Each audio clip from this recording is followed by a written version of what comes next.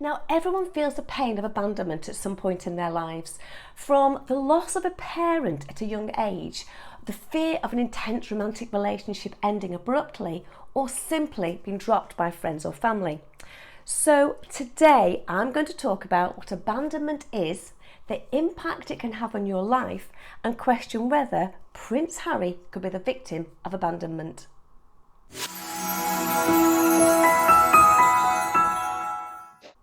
Now, if you're new to my channel, I'm Sue Blackhurst, and I bring the world of social psychology into everyday language.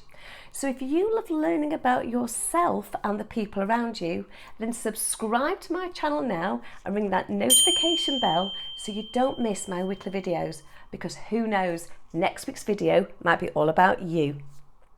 Now, I don't think there's many people out there who haven't discussed or questioned Prince Harry and Meghan Markle's relationship in some form or another, because their recent announcement to quit the royal family has sent the media into a frenzy and shockwaves around the world, as it's been seen by many as abandoning Queen and country.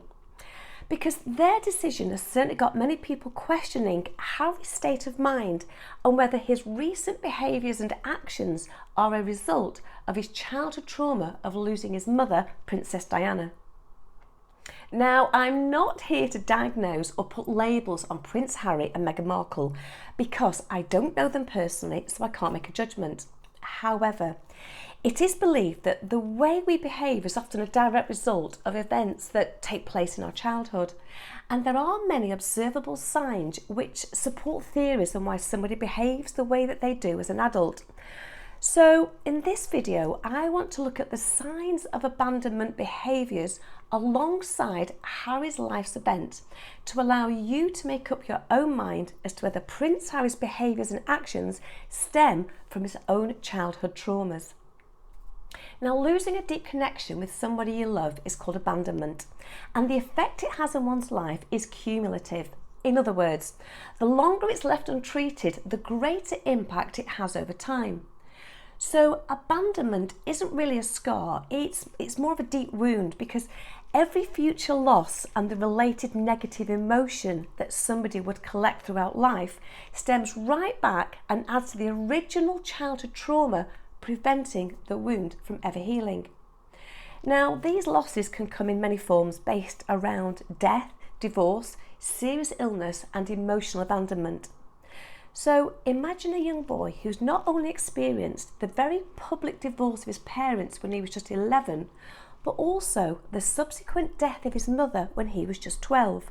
Two very deep and significant traumas that would certainly create abandonment issues throughout anybody's life.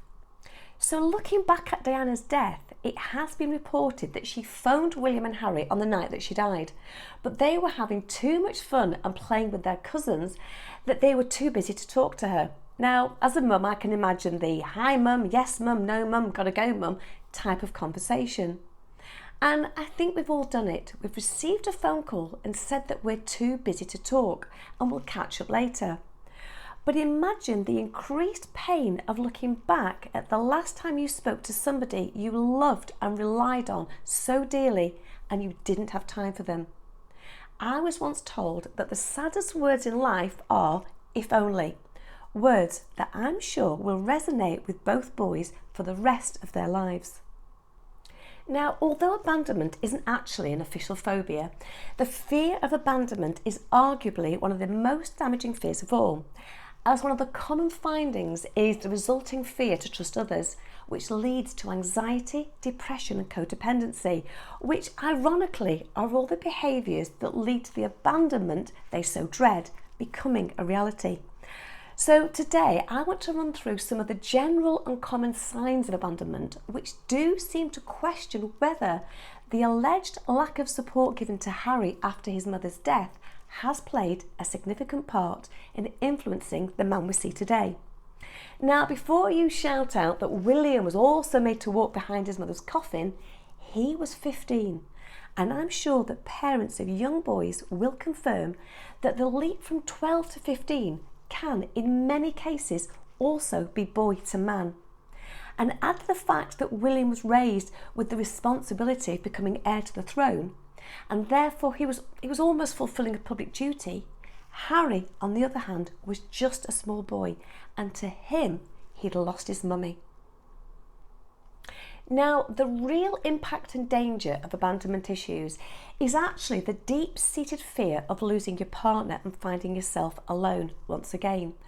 Now, this fear encourages the person to behave in ways that they falsely believe will prevent the other person from ever leaving. So, what happens is the increase in passive behaviours, as surely the other person will never leave if they always get what they want. But this overriding need to please the other person and willingness to go along with whatever they want results in the individual taking more of a back seat, leading to weak personal boundaries, because they then put their own well-being second to their partner's. It's the feeling that if they don't fulfill their partner's every desire, they will start to look elsewhere. Because their sole aim is to please the other person, and in return, once committed, they will stay, no matter how unhealthy that relationship may be. But this fear of losing them means that they're willing to overlook any red flags and warning signs, as the fear of being alone is actually far more powerful than the feeling of staying in something that's not quite right. They begin to visualise their partner leaving them, and it's this vision that starts the dark and dangerous downward spiral in which they recall the pain of being abandoned by somebody that they loved, and once again opening the wound of all the childhood trauma and related emotions. But this is where we actually become what we think, because the brain thinks negative thoughts, the body reacts as if it's actually true, leading to bouts of anxiety and depression and the phobia of being abandoned. But just like all phobias, it's impossible to talk somebody out of it, because I have a huge phobia of spiders. And no matter how many times my spider-saving neighbours, thank you very much, tell me that they are harmless and more scared of me than I am of them, I will never have the desire to be a spider catcher. So no matter how much the partner tries to reassure them and talk reason, it will never be enough. And eventually, the behaviour patterns and irrational reactions can drive the partner away, leading to the very conclusion that they feared the most. Now, for most people, the fear of abandonment is so deep-rooted that it requires professional help to rebuild the self-confidence and the belief that their deepest inner fears don't need to be a reality. But what's interesting here is that although treating the fear itself is crucial, it's essential that all of the energy and devotion is not focused to that one person. Because no one person can solve all our problems or meet all of our needs. So it's vital that we build a community of solid, close friends who will each play an important and individual role in our life. So from what we're led to believe, Harry had a really solid group of friends, all of whom were not only extremely close, but extremely loyal. Because whenever the press seems to report anything about the couple, it does always seem to be Meghan's friends who have done the talking. Harry's whole friends have never really shared intimate details. Even after themselves have been abandoned, they have all remained silent. But what I think is quite relevant is that those who have suffered from fear of abandonment have reported that they never felt like they were part of a close group or part of that inner circle, which does question how Harry will cope without his own family and friends when he moves to Canada. Because people with abandonment issues do have a tendency to downplay or ignore their own feelings. They put themselves second to their partner. So no matter how convinced he has been made to feel that this is the right decision, the issue of abandonment will always be lurking under the surface of his life and can raise its ugly head when he least expects it. And that is when he's going to need the security of his family and long-term friends more than ever. These same people he's now abandoning himself. So what will happen to Harry and Meghan when they leave? Nobody knows. Many will speculate, but I don't even think they know or have really considered the possible endings to their own story.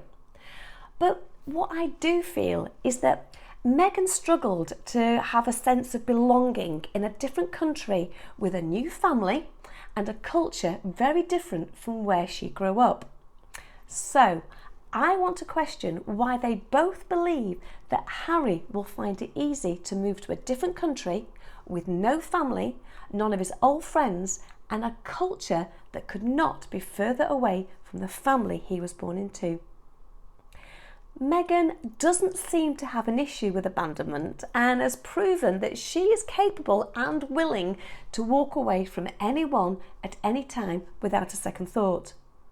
So for me, this is a marriage of two extremes, as one's greatest fear is the other's greatest strength. Now, before you go, don't forget to subscribe to my channel. You can do it just up here. And if you have found it interesting, then please do let me know by clicking the like button and tell me your thoughts in the comment section below. Thank you so much for watching. Next time, let's talk about